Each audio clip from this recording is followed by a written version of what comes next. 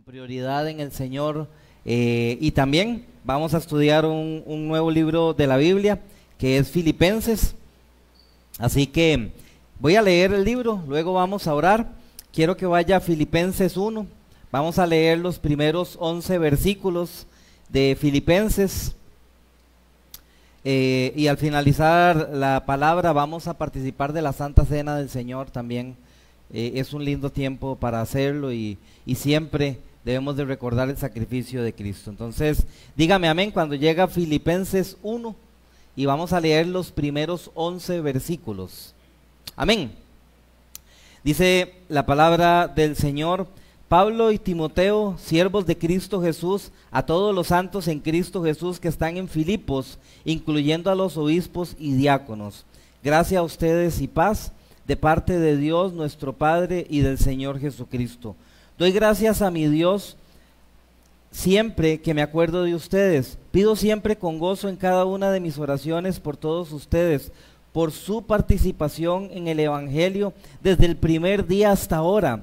Estoy convencido precisamente de esto, que el que comenzó en ustedes la buena obra la perfeccionará hasta el día de Cristo Jesús.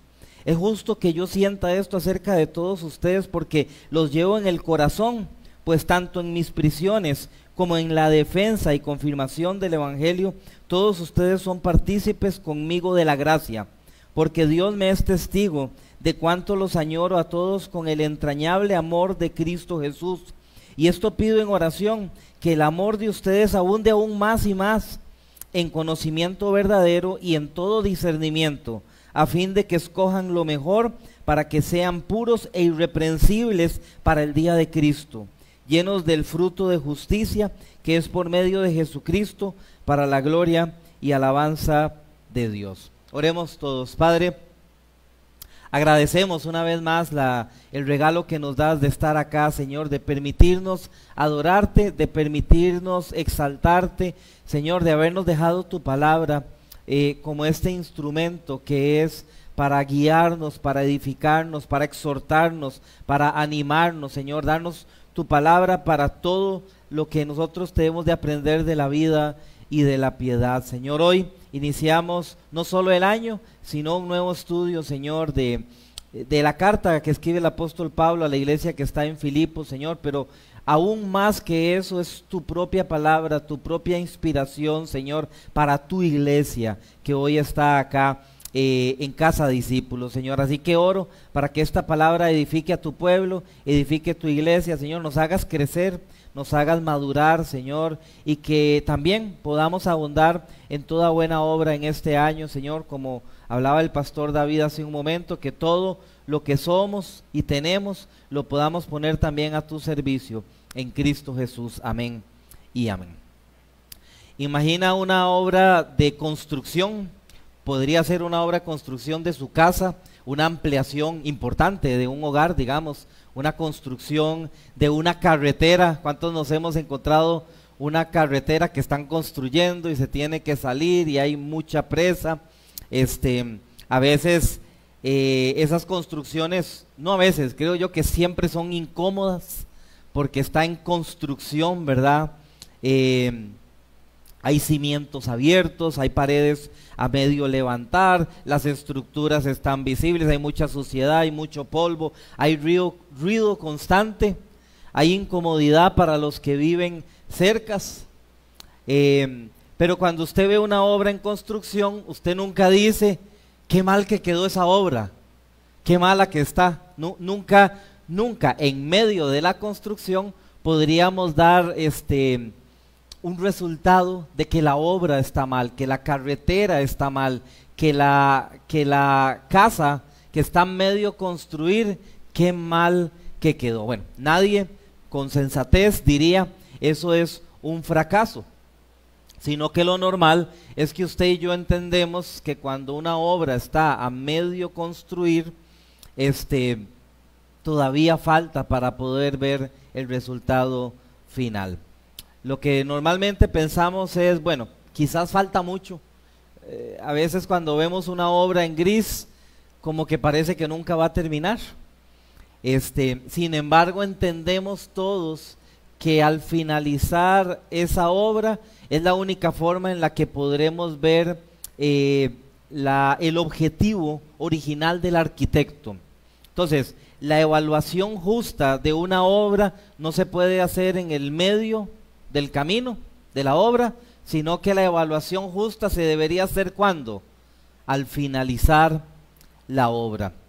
Cuando el constructor declara que la obra ha sido construida. Sin embargo, es muy normal para los que hemos construido algo en nuestro hogar o una ampliación, es muy normal que haya ansiedad en medio de la obra, porque en medio de eso se nos olvida una realidad de las construcciones. Tenemos que recordar al que dirige la obra. Si usted ve esas obras enormes de carretera, siempre hay un rótulo grande que dice tal empresa construye. Y muy normalmente cuando usted ha visto muchas obras de esa empresa, usted lo que dice es, va a terminar bien, probablemente va a terminar bien porque esta es una buena obra. Entonces, cuando vemos una obra a medio construir, no confiamos en esa media construcción, sino confiamos en quién está construyendo aquella obra. Entonces, eso es lo que provoca que tengamos paciencia en medio del proceso. Entonces, la vida cristiana, la iglesia, nuestra historia personal con Cristo se parece mucho a esa imagen. Nosotros somos cristianos en construcción. Ningún cristiano que está aquí o en ninguna otra parte del mundo donde Dios está obrando es un cristiano terminado. No importa que sea un gran pastor, no importa que sea un gran hombre de Dios. No existe un solo cristiano que sea una obra terminada. Seremos una obra terminada algún día cuando el Señor concluya lo que está haciendo en nosotros. Entonces somos cristianos en proceso de santificación, somos una iglesia que Cristo sigue aún edificando. En medio de ello hay áreas en todos nosotros que Dios sigue trabajando. Hay cosas en nosotros que no están completas. Hay debilidades que están visibles como en la obra. Hay decisiones que aún Dios nos guía a ser tomadas por gracia. Entonces la pregunta importante para iniciar el año no es cómo estamos hoy. La pregunta más importante es quién es el que comenzó una obra y quién es el que prometió terminar esa obra. Esa es la pregunta con la que yo quiero iniciar el año y al mismo tiempo iniciar esta carta de los Filipenses. Un detalle importante es que esta carta Pablo la escribe desde la prisión. Pablo no escribe desde una posición de comodidad, en una computadora, con una luz, con una taza de café, meditando, no está en la cárcel. Este no es el momento visible más exitoso de Pablo. Está en la cárcel. Las personas pueden estar pensando, si está en la cárcel, ¿por qué es que está en la cárcel?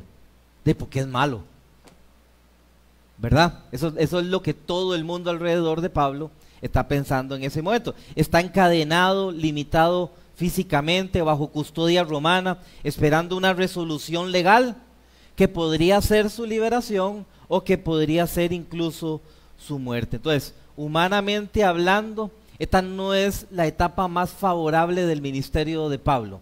Ha tenido otros momentos distintos. 10 años atrás él funda la iglesia en Filipos, pero está escribiendo 10 años más adelante desde la carta. Sin embargo, a pesar de todo esto que he dicho, esta carta es conocida históricamente como la epístola del gozo. Y esto es algo importante para la iglesia. Entonces Pablo no está ignorando el sufrimiento que vive, no minimiza las pruebas, no niega la realidad del dolor, pero su gozo nunca ha estado determinado por las circunstancias. Él tiene una convicción teológica firme y es esta: Dios gobierna soberanamente toda la historia. Pablo dice, Dios cumple fielmente todo lo que prometió. No importa dónde yo estoy aquí, Él va a cumplir todas las cosas que Él ha prometido. Ahora, la iglesia en Filipos de Cristo tampoco era una iglesia idealizada. Era una iglesia pobre, era una iglesia perseguida, había tensiones internas, no estaba libre de conflictos ni de luchas. Eso se me parece a una iglesia real, formada por creyentes reales, viviendo una fe en medio de un mundo hostil. Pablo conocía bien esa iglesia. Cuando tú vas a Hechos 16, esta fue la primera iglesia establecida en Europa. Pablo la establece 10 años antes de enviar esta carta. Allí el evangelio había transformado diferentes tipos de personas. O sea, Pablo había visto gente venir a Cristo, gente bautizarse, gente conocer a Cristo. Pablo conocía a esta iglesia. Allí una mujer de negocios como Lidia vino al Señor. El carcelero romano vino al Señor. Otros creyentes aprendieron a seguir a Cristo en medio de muchísima oposición que vivía la iglesia en Filipos en aquel momento.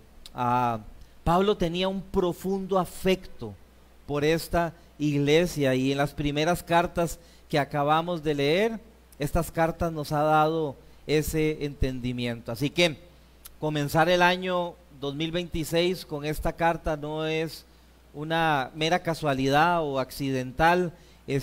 No comenzamos el año con promesas humanas, ni con declaraciones, ni resoluciones centradas en el esfuerzo personal, ni con metas superficiales que no vayamos a cumplir. Comenzamos el año recordando una verdad eterna y profundamente que consuela nuestra vida. Es esta, hermanos: Dios es fiel para completar la obra que Él mismo empezó en su pueblo. Así que yo lo animo a que no solamente hoy, sino el resto de los meses que vamos a estar en Filipenses, podamos ser constantes en escuchar la palabra de Dios. Y quiero ver 4 verdades que encuentro en este texto. La primera está en el verso 1 y 2. Quiero volver a leerlo, que usted lo vuelva a leer para mirar que somos un pueblo definido por Cristo y no por el contexto que vivimos. Pablo y Timoteo, siervos de Cristo Jesús, a todos los santos en Cristo Jesús que están en Filipos, incluyendo a los obispos y diáconos, gracia a ustedes y paz de parte de Dios, nuestro Padre, del Señor Jesucristo. Pablo inicia la carta siendo intencional, siendo realmente intencional. Pablo no enfatiza en su autoridad apostólica. Aún y termina diciendo: le escribo a la iglesia que yo fundé. Él se presenta a la par de Timoteo como lo que son: siervos del Señor Jesucristo. Ese término siervos implica que pertenece a, depende de, obedece a Cristo. Ellos son siervos del Señor Jesucristo. Pablo no se presenta como el dueño de la iglesia, porque no lo es, sino alguien que le pertenece a Cristo y sirve bajo la autoridad de Cristo Jesús. Por eso Pablo no comienza estableciendo jerarquías humanas, sino recordándole a la iglesia que toda autoridad legítima solo fluye de lo que Dios mismo ha establecido en su misión de parte nuestra. Entonces, el tono pastoral de la carta está presente desde el inicio, y toda la carta la vamos a ir viendo cómo Pablo le habla a la iglesia. Él dirige la carta ¿a quién? Dice ahí: a todos los santos en Cristo Jesús que están en Filipos. Santos no describe el nivel de madurez de la iglesia. Santos describe la posición que Dios le da a su pueblo por gracia. Ese es diferente, es una posición. No son santos por lo que ellos han hecho, son santos porque están en Cristo. O sea, ¿cuántos están en Cristo hoy?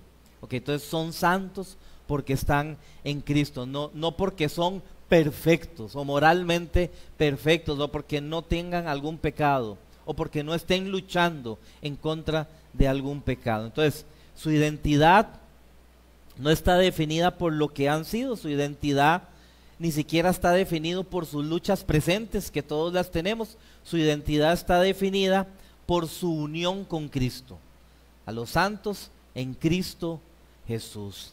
También la carta está dirigida a los obispos y a los diáconos. La iglesia está organizada ya, han pasado 10 años, hay un liderazgo reconocido, hay una estructura saludable.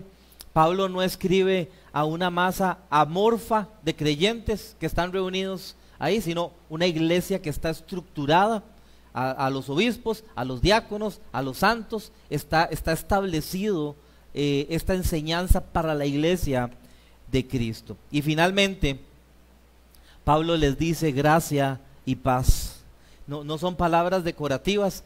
Yo he escuchado muchas personas que dicen gracia y paz, pero ya a veces digo, ¿estarán entendiendo algo de ese saludo?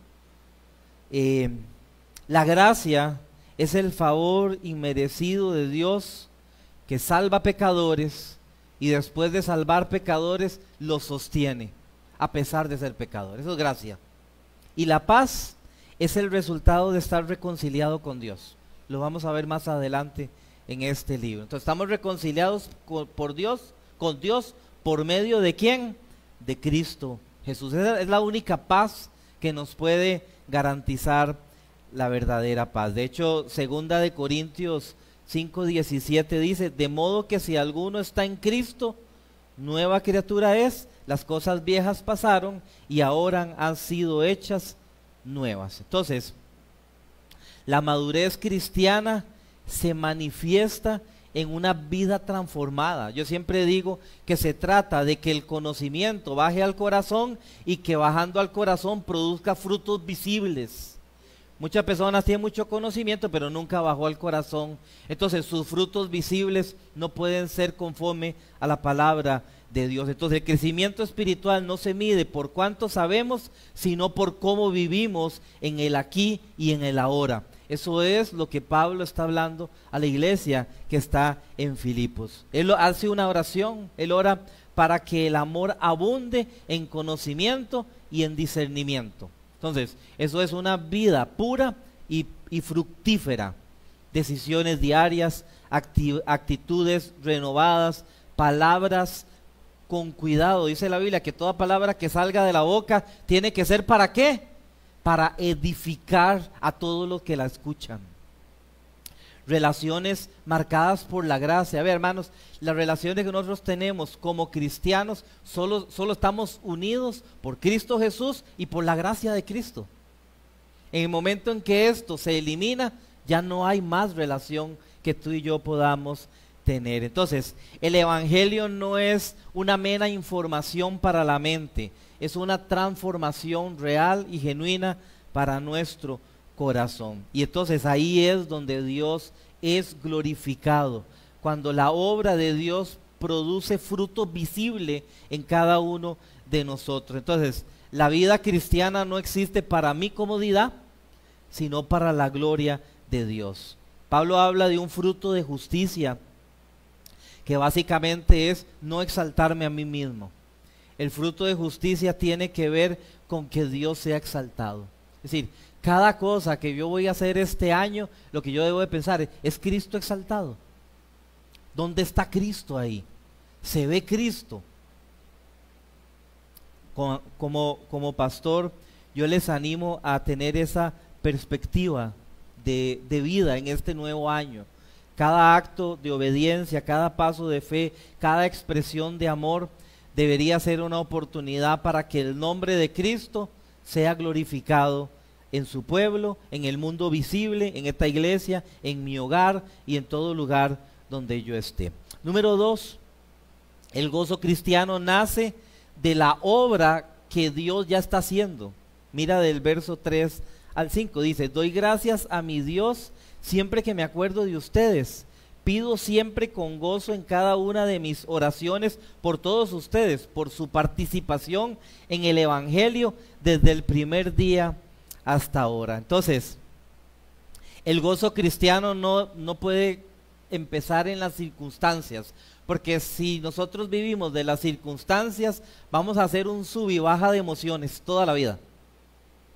El gozo cristiano recuerda con una memoria agradecida por la obra de Dios en cada uno de nosotros. Y ese es uno de los temas más conocidos de la carta a los Filipenses, es el gozo. Sin embargo, es importante que usted y yo analicemos de dónde nace su gozo. Es decir, cuando usted está gozosa y cuando no está gozosa. Pablo no dice que se goza porque mi situación aquí en la cárcel ha mejorado. Ahora me traen atol. O sea, él no dice, me gozo porque veo que la iglesia de Filipo, ¿cómo ha mejorado? ¿Cómo ha mejorado el pastor predicador? Ya casi no se equivoca. No, él no dice eso. Dice, me gozo porque veo que los problemas desaparecieron. No, usted no lee eso en la carta. De hecho, nada de eso es cierto. Pablo escribe desde la prisión, limitado, cansado físicamente, consciente de que su futuro humano no lo sabe realmente, puede morir. Pero Pablo dice, doy gracias a mi Dios siempre que me acuerdo de ustedes. Esto muestra que el gozo cristiano no puede ser emocional o meramente por las circunstancias favorables que yo tengo en la vida. El gozo cristiano tiene que ver con una respuesta espiritual cultivada a través de la memoria agradecida de todo lo que Dios ha hecho. Tú miras el 2024 y es cierto, hubieron situaciones difíciles que todos vivimos, pero también es cierto que Dios fue fiel en todas esas situaciones que hemos vivido. Dice que Pablo se acuerda de los filipenses, pero no con nostalgia, no con amargura, no con frustración. ¿Cómo se recuerda a él? Con gratitud. Entonces, la memoria de Pablo no se detiene en las dificultades vividas con la iglesia que está en Filipos, ni en los riesgos que enfrentaron, ni en la ciudad hostil que ellos estaban teniendo en ese momento. ¿Qué es lo que él reconoce? La obra de Dios en ustedes. Hermano, Dios ha hecho una obra en usted. Amén. O sea, es algo que yo tengo que recordar todo el tiempo. Hay una enseñanza profunda para la iglesia. El gozo se cultiva en la forma que recuerdas a Cristo. La memoria espiritual tiene que recordar a Cristo, porque si la memoria espiritual recuerda en cuánto falta, en lo que ha dolido, lo que no salió bien, entonces el gozo se debilita.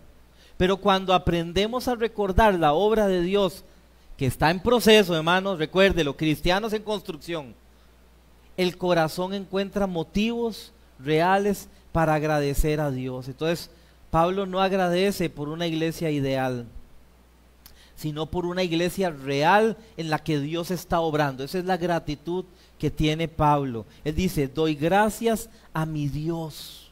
Entonces, la teología correcta nace de entender la obra de Dios en nosotros. El gozo correcto nace de tener esta teología, la obra de Dios en cada uno de nosotros. Él no dice simplemente, doy gracias a ustedes, o doy gracias porque me recibieron. No, doy gracias a mi Dios. El gozo cristiano está conectado en una comprensión de quién es Dios. Por eso es tan importante que vengamos los martes. El libro que estamos estudiando se llama Conociendo al Dios Vivo. Pero cuando las personas no conocen a este Dios, se vuelve complicado poder tener gozo. Pablo sabe que lo que Dios está haciendo en la iglesia de Filipos no es producto del azar, ni del esfuerzo humano, ni de una buena estrategia ministerial. La obra le pertenece solamente a Dios. Por eso él le agradece a Dios. Él no le dice, obispos, qué buen trabajo están haciendo, les agradezco que se dejen usar para el Señor. No, la obra es solo de Dios. Hermanos, el cristiano, cuando tiene este entendimiento, sabe que puede coexistir el sufrimiento y el gozo. Está tranquilo el cristiano cuando entiende la soberanía de Dios, la fidelidad de Dios, la la operación que Dios está haciendo con su pueblo. El cristiano puede caminar en paz. Por eso empezó diciendo, gracia y paz a vosotros. Entonces, no dependemos de los procesos humanos, hermanos. Si nosotros dependiéramos de completar la obra por el proceso humano, yo le tengo una noticia: ninguno completaría la obra. ¿Sabe cómo la dejaríamos? Entonces, si usted ha viajado a Jacob, y cuando uno va llegando, usted ve ese gran edificio abandonado ahí, pero que tiene, yo no sé cuántos años, y siempre uno está diciendo, qué bonito hubiera sido si lo hubieran terminado, qué grande habría sido. Ese porque la construyeron humanos. Pero ¿sabe algo? Dios jamás dejará una obra como ese edificio de Jacob. Muchos creyentes pierden el gozo porque interpretan la realidad desde una teología centrada en el hombre y no una teología centrada en Dios. Entonces, si las personas cambian, si la iglesia carece, si todo no sale como yo me lo planeé, entonces mi gozo se cae. Porque la teología está centrada en la persona y no la teología está centrada en Dios. Sin embargo, Pablo, en su teología, que es el estudio de Dios o entender a Dios, está centrado en quién es Dios. Dios está obrando y eso es motivo suficiente para que usted y yo agradezcamos al Señor. Entonces, el gozo tiene un fruto, según el texto bíblico. El gozo alimenta la oración.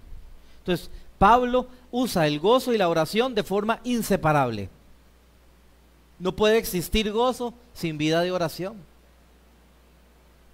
Cuando usted ve a alguien sin gozo, la pregunta no es ¿por qué no tiene gozo? La pregunta más profunda y real es ¿cuánto estás orando? Porque si estuvieras teniendo una vida de oración, no estarías en la condición que estás hoy. Entonces, no oramos ocasionalmente, ni se ora cuando se siente bien. Pablo pide con gozo en cada una de mis oraciones por ustedes. Entonces, el gozo viene a través de esta relación que yo tengo con el Señor. La oración no solamente es un espacio que tenemos para pedir cosas o pedir cambios externos. La oración es lo que Dios usa para alinearnos a la perspectiva de Dios. Entonces, cuando Pablo ora por los filipenses, la oración de Pablo no produce queja, la oración de Pablo produce gozo. ¿Usted entiende? No está orando Pablo, ¿qué problema con estos filipenses, todo esto que ha pasado? Señor, ¿por qué? Produce gozo, porque él entiende la obra, quien la ha comenzado. Hoy no se mira, pero mire algo, se va a mirar. Pablo al orar, él lo hace porque si él no ora por la iglesia, toda la carga va a venir sobre él.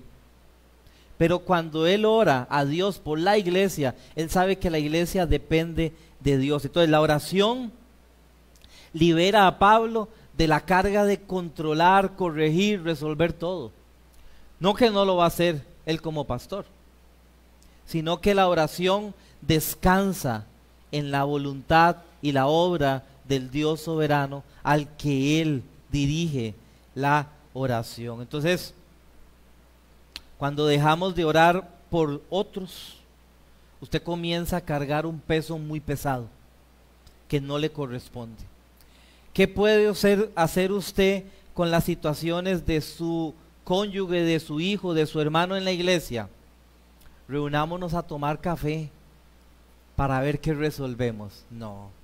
Pablo dice que él ora, porque esto le quita la carga pesada. Es una carga muy pesada que usted quiera cambiar a un ser humano. ¿Usted ha intentado cambiar a su esposo, a su esposa? usted no lo va a cambiar jamás. Pero en oración, Dios hace muchas cosas, eso sí es verdad.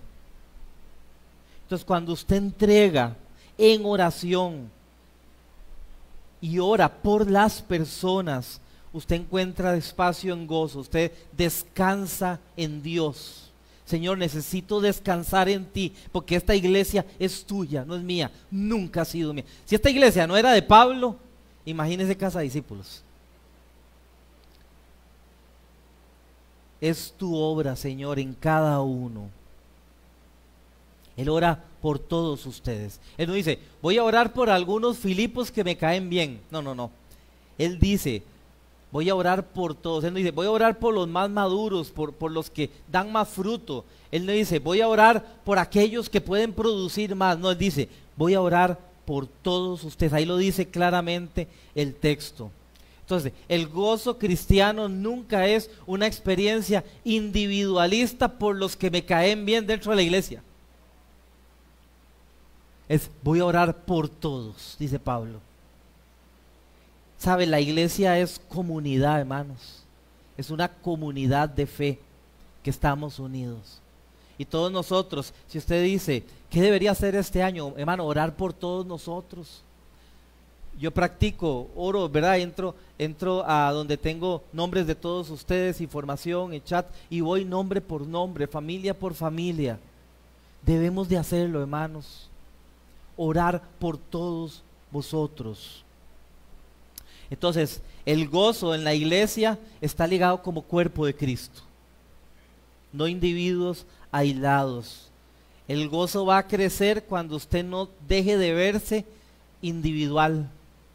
Tenemos que vernos comunitarios. Por eso es, cuando uno se duele, todos se duelen. Cuando uno se goza, todos se gozan. Dios está construyendo algo juntos y no juntos y visibles y no de manera aislada. Es lo que Dios está haciendo. Entonces vivimos una fe comunitaria. Claro que cada uno tiene una fe individual, que es su relación con el Señor, pero hay una fe comunitaria. Dios está obrando aún en los momentos más difíciles. Y Él dice en medio de esto que Él está orando, dice, por su participación en el Evangelio desde el primer día hasta ahora. No solamente es una comunión, no solamente es comunidad, no solamente es sociedad, sino que es una asociación activa con un objetivo. ¿Cuál es el objetivo? El Evangelio. Entonces no se trata solo de creer en el Evangelio, sino de vivir comprometidos con el avance del Evangelio. Si como iglesia decimos, hermano, vamos a trabajar las casas, toda la iglesia tiene que comprometerse. Porque eso es lo que Pablo está orando.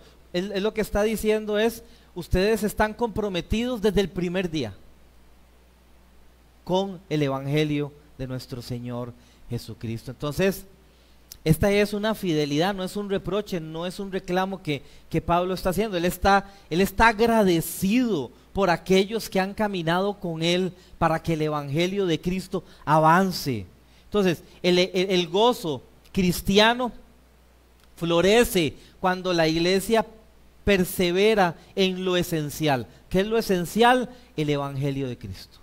Pero cuando la iglesia persevera ahí, crece.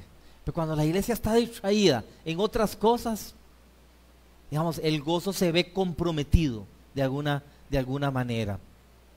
No es perfección, es constancia, no es ausencia de problemas, es ver la fidelidad continua de Dios para que la obra de Él avance en la tierra. Mira cómo le dice Pablo a la iglesia en Corintios, en 2 de Corintios 8 y verso 1 y 2. Ahora, hermanos, les damos a conocer las gracias de Dios que ha sido dada en las iglesias de Macedonia. Pues en medio de una gran prueba de aflicción, abundó su gozo y su profunda pobreza sobreabundó en la riqueza de su liberalidad. Entonces el gozo, las iglesias de Macedonia, estaba Filipos dentro de ellas. Y dice que esta iglesia tenía una gran prueba de aflicción, pero que en medio de su aflicción, dice el texto, abundó ¿qué? La tristeza. No, dice que abundó el gozo.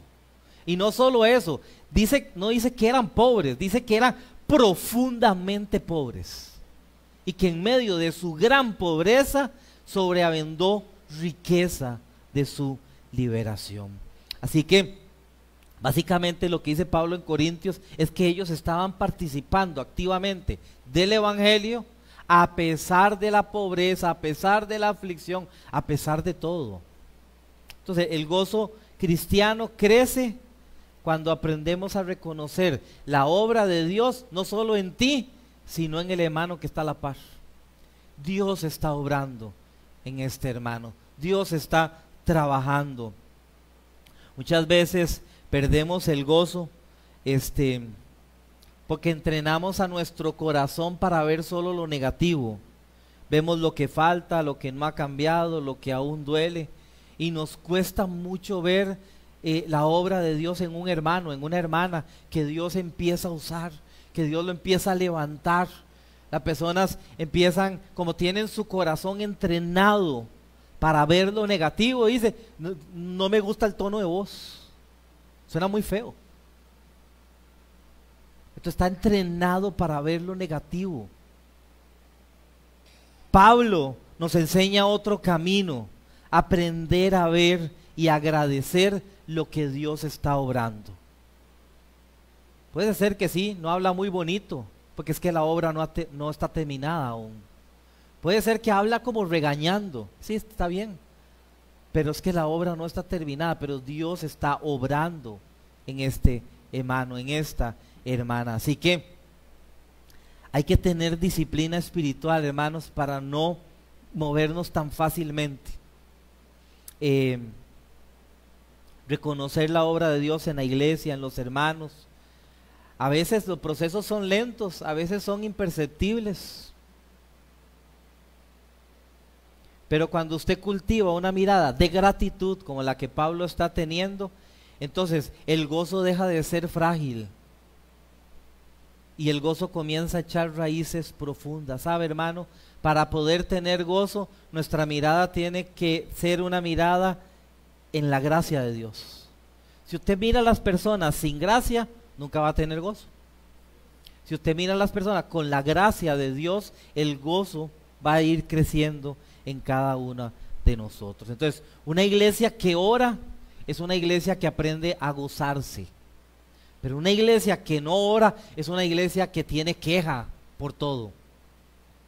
Cuando la oración se debilita, entonces hay queja. Usted sabe que hay una persona muy quejosa, es una persona que no ora. El gozo se reemplaza por la crítica, el gozo se reemplaza por la impaciencia, el gozo se reemplaza por el cansancio espiritual. Entonces la oración nos recuerda que la iglesia no nos pertenece, que la obra no depende de nosotros, que Dios sigue siendo fiel.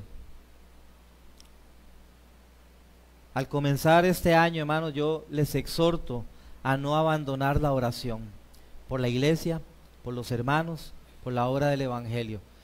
Necesitamos poner disciplina de oración por cosas específicas. Este año que pasó, un grupo de hermanas todo el año oraron. Eso se llama disciplina de oración. Por cosas específicas, cosas que yo mismo les pedía. Necesidades específicas. Tenemos que cambiar la oración solo por mis cosas, por mis sentimientos, por mis emociones, por mi economía, por mí. Para gozarse necesito empezar a orar por otro, por la obra de Dios en otros. Entonces el gozo verdadero, según Pablo, se fortalece cuando participamos activamente de la obra del evangelio. Entonces la fe deja de ser pasiva y se convierte en una fe activa. Entonces Pablo se goza porque los filipenses están 10 años después participando activamente en el evangelio. Cuando dejamos de involucrarnos, dejamos de asistir a la iglesia, dejamos de servir, dejamos de sostener la obra con nuestra economía, el gozo se enfría. Pero cuando caminamos juntos en la misión, aún con sacrificio, el gozo se renueva día con día, por la obra de Dios en nosotros. Hermanos, no solo es recibir este año, es, hermanos pastores, ¿qué hacemos para la obra del Señor? No solo asistir, sino, hermanos, caminemos juntos en el Evangelio. Mira lo que dice el verso 6, hermanos. Nos hicimos una camiseta del verso 6 para que queríamos que todos lo vieran. Pero mira lo que dice el verso 6, lo que sigue diciendo Pablo. Estoy convencido precisamente de esto, que el que comenzó en ustedes la buena obra, la perfeccionará hasta el día de Cristo Jesús. Este no es un deseo optimista de Pablo. Esto es una convicción firme. Las personas se mueven, se decaen, son como las olas del mar, porque no tienen convicciones de nada. Pablo tiene una convicción. Estoy convencido precisamente de esto. Esto no es una mera esperanza. No es como, esperemos que Dios haga algo. Pues pobrecitos. Este no es un pensamiento positivo para animar a la iglesia. Pablo expresa una convicción profundamente arraigada en su corazón, basado no en la conducta de los filipenses, sino en el carácter de quién es su Dios. Pablo tiene una seguridad estable, una conclusión razonada. Estoy convencido precisamente de esto. Es decir, estuve analizando esto demasiadas veces. Esto es una respuesta razonada, una convicción dada por el Espíritu Santo sin ninguna duda, pero esto fue razonado. Pablo ha reflexionado, Pablo ha visto la obra en la iglesia, Pablo ha sufrido al lado de ellos, ha visto las pruebas, ha visto las debilidades, ha visto las luchas, pero en cada una de ellas él dice, estoy convencido de algo. Dios es fiel para completar lo que comenzó. Yo titulé este mensaje, el Dios que comenzó la obra no nos dejará a medias. Esto es crucial para la vida cristiana. Muchas veces confundimos convicción con optimismo. El optimista depende de cómo ve el futuro. Es decir, el optimista llega ahí y dice, mira, yo miro que este futuro no me gusta y entonces no voy. Eso es optimismo. Pero la convicción bíblica no depende de lo que usted mira. La convicción bíblica depende de quién es Dios.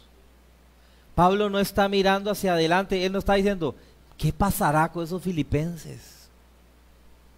Él está mirando hacia arriba, confiado de aquel que está sentado en su trono de gloria, gobernando absolutamente todas las cosas y que gobierna el pasado, el presente y el futuro y que nunca cambia. Por eso estoy convencido plenamente de esto. Al comenzar un nuevo año es una verdad que debe de anclar su alma, hermano.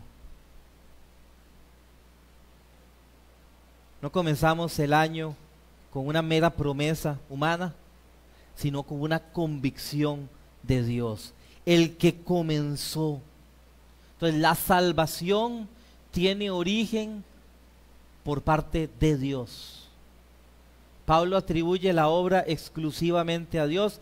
Él no dice, la obra que usted y yo comenzamos juntos, ¿se acuerda? Hace 10 años, estamos buscando local. Él no dice eso. Él dice claramente, el que comenzó en ustedes. Él nunca dice, yo inicié algo, yo hice algo. Tú nunca leerás a Pablo diciendo eso de él. Sabe, esto es parte del entendimiento de nuestra salvación. Entonces, la vida cristiana nunca inicia con iniciativa humana, sino con una obra soberana de Dios. Él es autor, iniciador, redentor.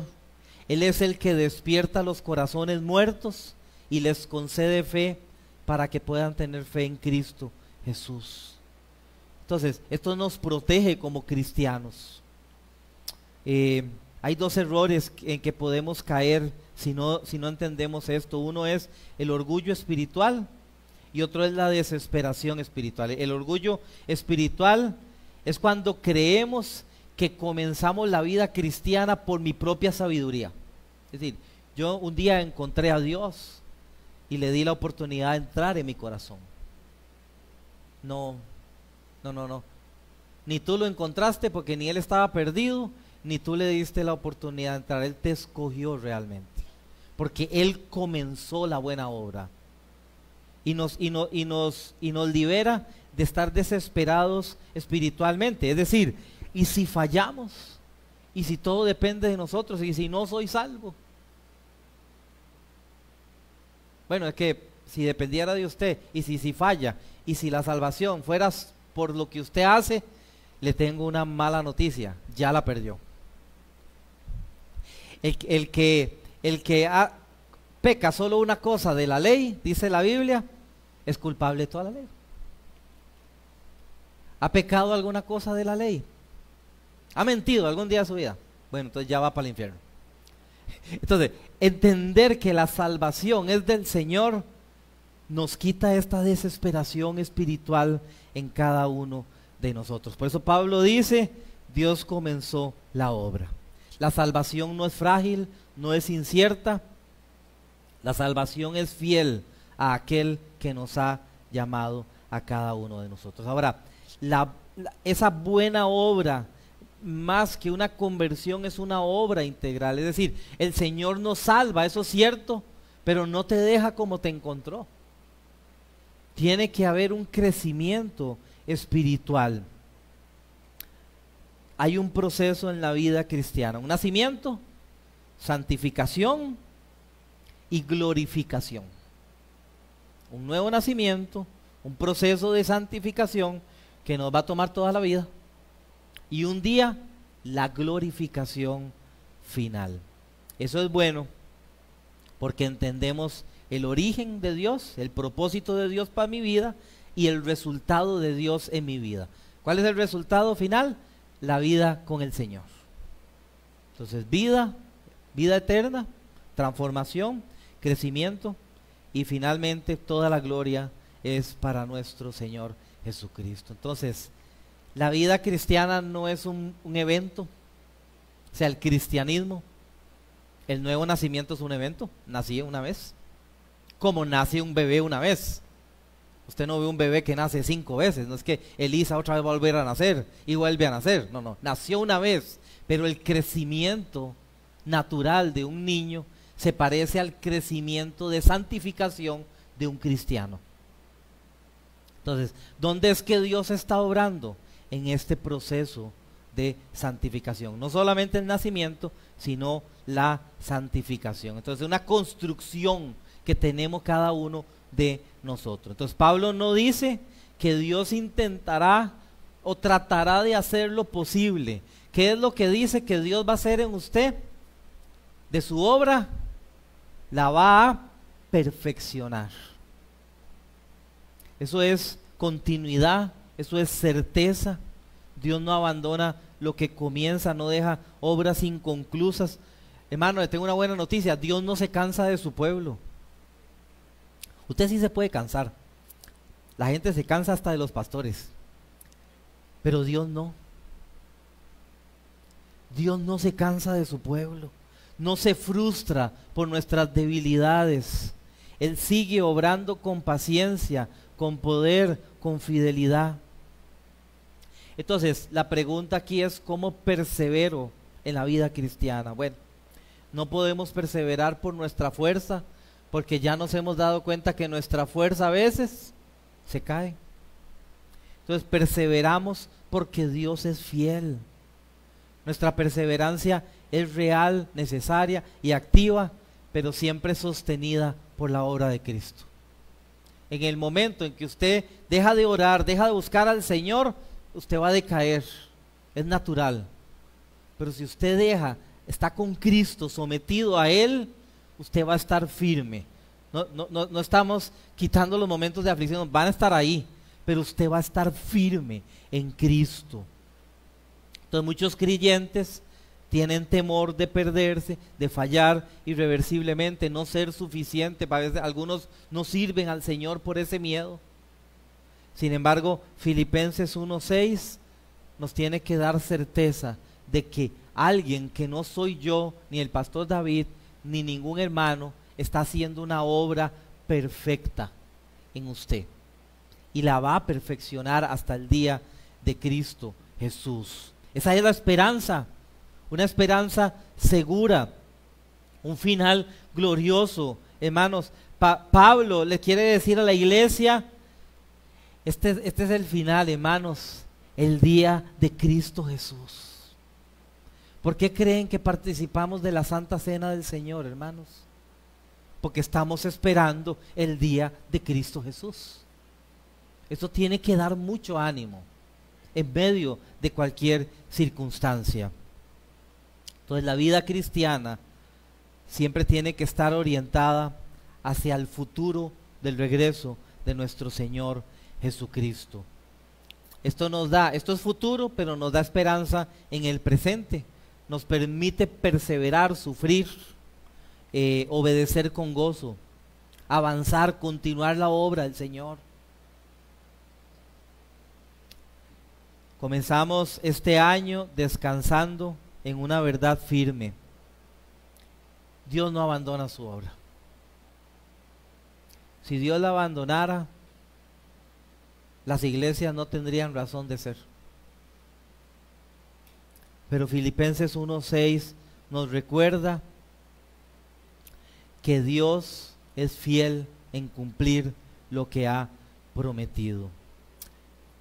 Y por último, hermanos, mira del verso 7 al 11, lo que dice Pablo es una evidencia visible de esa obra. Es decir, el Dios que comenzó la obra la va a perfeccionar.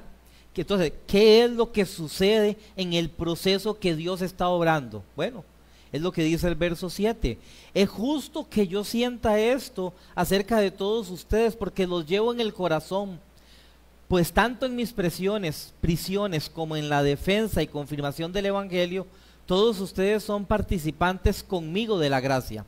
Porque Dios me es testigo de cuánto los añoro a todos con el entrañable amor de Cristo Jesús. Y esto pido en oración, que el amor de ustedes abunde aún más y más en conocimiento verdadero y en todo discernimiento, a fin de que escojan lo mejor para que sean puros e irreprensibles para el día de Cristo, llenos del fruto de justicia que es por medio de Jesucristo, para la gloria y la alabanza de Dios. Entonces, esta sección Pablo la comienza con algo que es humano y espiritual al mismo tiempo, porque él dice, los llevo en el corazón. Este es su tema pastoral, está hablando como pastor. Este no es un sentimiento vacío, es un sentimiento real que Dios ha puesto en él, sí, porque el amor que un pastor puede tener por las ovejas no es un amor meramente humano de esa persona, sino es algo que Dios ha puesto en él.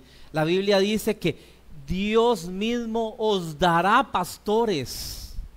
Es decir, tú no escoges tu pastor, Dios te lo da. Es un problema andar escogiendo pastores, porque la Biblia dice que Él es el que da pastores. Y Él dice que ese pastor es conforme a su propio corazón. De tal manera que el amor que Pablo está teniendo es porque Dios lo ha escogido a él para la iglesia de Filipos. Entonces no es una mera expresión para que se sienta bien la iglesia, sino es el resultado natural que Dios ha obrado en Pablo para con los que le ha puesto a su cuidado. Entonces, la comunión cristiana surge primeramente de la obra de Dios. No es simplemente afinidad emocional ni coincidencia de gustos, sino es una comunión forjada por la gracia compartida que Dios ha hecho en una comunidad de creyentes. Sufrimiento compartido, misión compartida, gracia compartida. Todo lo que Dios ha hecho. Por eso Él le dice que ellos, los Filipos, han sido participantes con Él de la gracia. Entonces, en la prisión, en la defensa del evangelio. La gracia, hermanos, es la que produce lazos profundos en medio de las relaciones cristianas. La gracia no solo los une con Cristo, porque sois salvos por gracia, nos unió por Cristo, pero la gracia también nos une entre nosotros. Entonces Pablo no es distante emocionalmente de la iglesia en medio de sus dificultades, pero tampoco lo es por sus propias prisiones. Él está en una cárcel. Entonces, su amor es más profundo de lo que un amor natural puede tener, porque es provocado por la gracia de Dios en su vida. Él dice que los añora con el entrañable amor de Cristo Jesús. Es decir, el amor que siente no nace de su temperamento, sino de la obra de Cristo en él. Nosotros los humanos muy normalmente le podemos decir a alguien: mire, pastor, ¿cómo le amo? Yo siempre digo que he escuchado muchas veces: pastor, ¿cómo lo amo? Hasta desde el púlpito, desde aquí nos ha dicho pastor, los amamos. Pero realmente he descubierto que lo que aman es lo que podemos dar.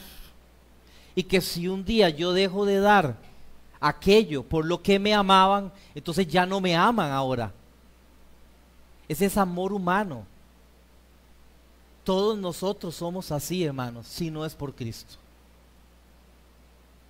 Entonces un día ama y otro día ya no ama. Imagínate qué sería que los pastores estén provistos de ese tipo de amor. Imagínate que en el matrimonio estemos provistos de un amor basado solo por el desempeño del cónyuge.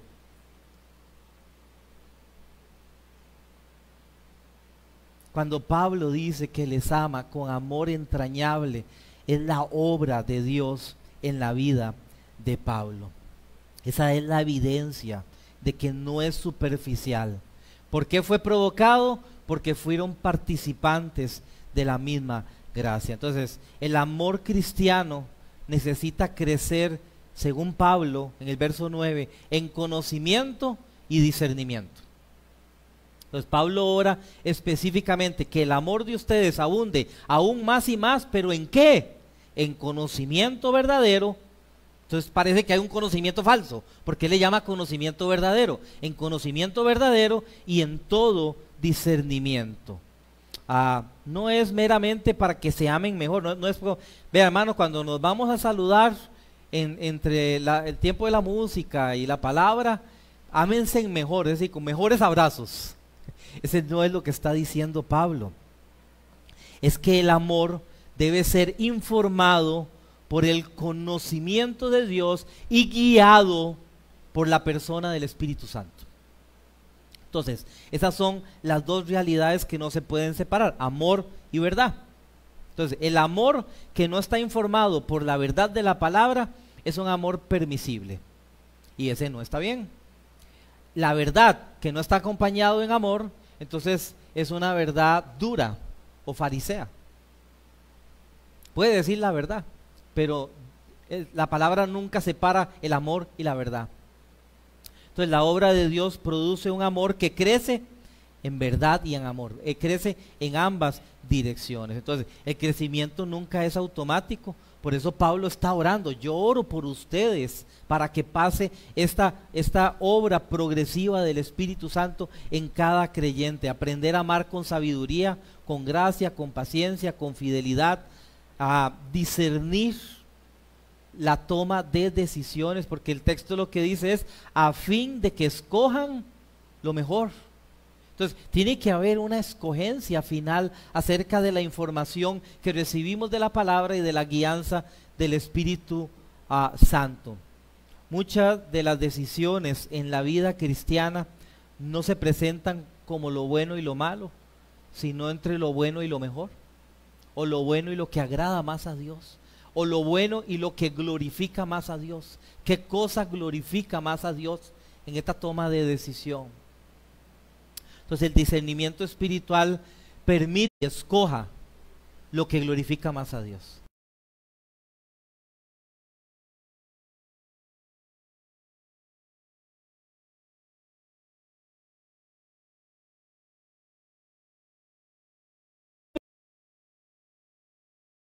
Cristo. Entonces, la pureza no es perfección sin pecado.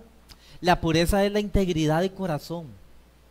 Es decir, que tu vida actual sea coherente entre la fe que proclamas y lo que vives hoy. O sea, esto es coherente, ¿ok? Esto es lo que Pablo está hablando, con una conciencia que camina delante de Dios con sinceridad. Es decir, puedo decir, Señor, delante de Dios, inicio este año con una conciencia tranquila en mi vida espiritual, en mis luchas con mis pecados, estoy agradecido contigo. Podemos decirlo de esa manera. La obra del Señor no se limita con una transformación interna. Quiero decir, Dios trabaja internamente, pero el fruto de esta obra tiene que ser visible. Tiene que verse, hermanos. Porque el fruto de justicia es el resultado inevitable de la obra de Cristo. Él culmina la oración con una imagen, quizás puedo decirlo así. Él dice, llenos de fruto de justicia, que es por medio de Jesucristo, para la obra y la alabanza de Dios. Entonces, el fruto de justicia viene por medio de Jesucristo, es decir, no es el fruto resultado de mis acciones personales, no es producido por el esfuerzo humano, sino por medio de Jesucristo, que es la fuente, o la garantía, o la fortaleza. Es lo que sostiene al creyente verdadero, es Jesucristo. Entonces este fruto nunca va a ser para la exaltación personal ni para la reputación espiritual de alguien. Siempre va a ser para la gloria y la alabanza de Dios solamente. Soli Deo Gloria. Eso es lo que nosotros creemos. Toda la gloria de todo lo que yo hago y digo debe ser para el Señor y nunca para nosotros. Entonces la obra de Dios en el creyente siempre tiene como fin último la gloria de nuestro Señor. Esto nos va a guardar de dos extremos muy peligrosos, que son el legalismo y el libertinaje. Entonces, el legalismo busca fruto para ganar aceptación. El legalista siempre está haciendo cosas para ser aceptado. El libertinaje niega la necesidad del fruto visible para vivir como quiera vivir. Entonces, estos son dos extremos que no son la palabra del Señor. Pablo afirma que donde Dios obra, hay fruto. No instantáneo, pero hay fruto real, visible, creciente. Jesús habló de esto en Mateo 7:15 para conocer a los falsos profetas. Él dice, cuídense de los falsos profetas que vienen a ustedes con vestidos de ovejas, pero por dentro son lobos rapaces. Por sus frutos los conocerán, dice el Señor.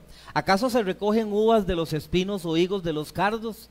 Así todo árbol bueno da fruto bueno, pero el árbol malo da fruto malo. Un árbol bueno no puede producir frutos malos, ni un árbol malo puede producir frutos buenos. Todo árbol que no da buen fruto es cortado y echado al fuego. Así que por sus frutos los conocerán. Hermanos, el fruto es la evidencia de lo que Dios ha hecho en nosotros. El discernimiento viene cuando tú miras los frutos. Eso es lo único que podemos ver. Nosotros como pastores siempre decimos, puede que Dios está obrando otras cosas, pero la única cosa que nosotros los humanos que no tenemos superpoderes para poder ver dentro de las personas, lo único que podemos ver es los frutos. Y esa es una verdad. Entonces dice el Señor, por sus frutos los conoceréis. La obra de Dios no es una obra que permanece oculta. Se evidencia relaciones transformadas, marcadas por amor real, sacrificial, decisiones tomadas con discernimiento, no solo por emociones. Una vida que produce fruto para la gloria de Dios es una vida que edifica la iglesia de Cristo. Nadie podría decirme, pastor, vea, yo lo amo a usted, pero a su esposa Crisia no. Así que lo invito a mi casa, pero venga usted solo y no me traiga a su esposa ni a su hija. Venga solo, pastor, es que usted que me cae bien. A veces la gente dice, amo a Dios, pero le hace daño a la iglesia. ¿Tiene coherencia esto? Yo no la encuentro. Entonces no se puede amar a Dios sin no amar a su iglesia. El fruto visible de la obra de Dios produce amor por Dios, claro que sí, y amor por la novia de Cristo, que somos la iglesia.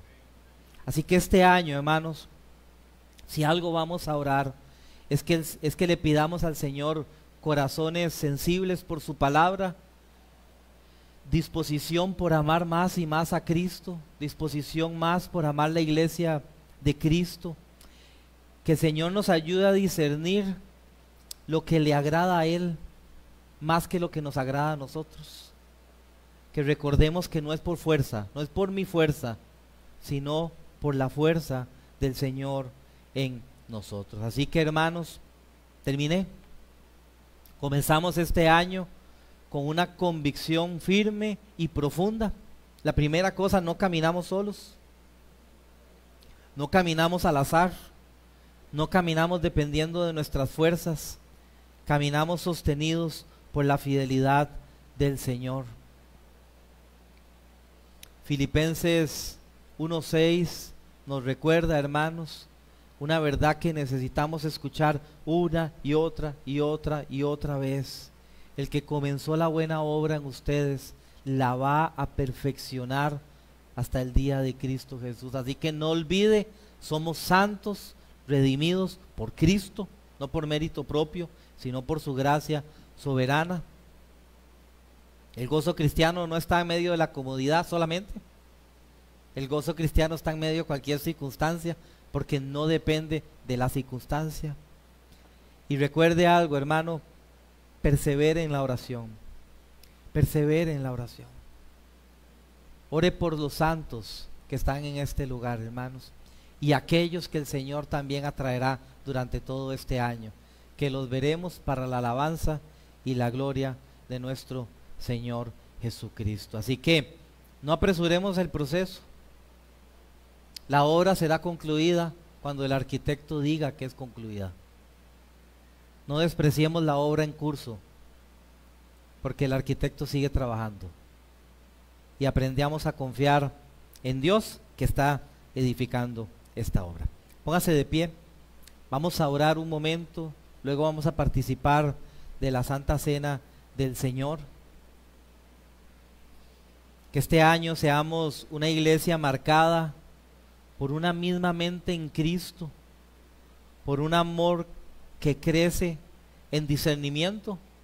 Eso es, todo lo que hago es para la gloria de Dios, por un fruto que glorifica a Dios, por una esperanza puesta en Cristo Jesús. Que cuando lleguemos al 2027, no vayamos a decir qué fuertes fuimos. Lo que vamos a decir es, Dios fue fiel el 2026, como lo fue en el 2025. Así que, Señor, te damos gracias, Dios, por tu amor, por tu misericordia, por tu gracia, Señor, por tu fidelidad, Señor. La realidad es que este año que pasó, fuimos infieles en muchas cosas, Señor. Sin embargo, tú permaneciste completamente fiel a tu palabra, a tus procesos, Señor.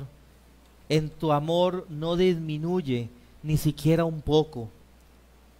Realmente, Señor, no somos como eres tú. Tu amor permanece fiel. Tu amor, Señor, está en medio de nosotros, sosteniéndonos, Señor. Tu gracia, Señor, nos alienta cada día y nos da vida. Nos da una vida real en ti, Señor. Podemos estar seguros, Señor. Podemos estar confiados, Dios. Anhelamos tu regreso, Señor. Anhelamos que vuelvas por tu iglesia, Señor. Sabemos, Señor, que así como completarás la obra en cada uno de mis hermanos, en mi propia vida, también cumplirás, Señor, tu obra redentora, Señor. Reconocemos, Señor, que somos un pueblo en proceso. Reconocemos que tenemos debilidades reales, Señor, que hay luchas visibles aún en nosotros, Señor, que hay áreas que necesitan tu intervención, Señor, tu transformación en nuestros corazones, Señor. Por lo tanto, examina nuestro corazón hoy, Señor. Examina, Señor, mi propio corazón, Señor. Ayúdanos a dejar de mirar al otro y ayúdame, Señor, a mirarme a mí mismo, Señor. Transfórmanos por tu gracia, Señor. Ayúdanos a descansar en tus promesas. Tú no abandonas lo que comienza, Señor, y eso me da seguridad, eso me da certeza, Señor. Límpianos, Señor, limpia mi corazón. Hermano, dígale, Señor, limpia mi corazón. Renueva mi esperanza. Afirma nuestra fe, Señor. Que hoy participamos de la Santa Cena, Señor, y esto nos recuerda que la salvación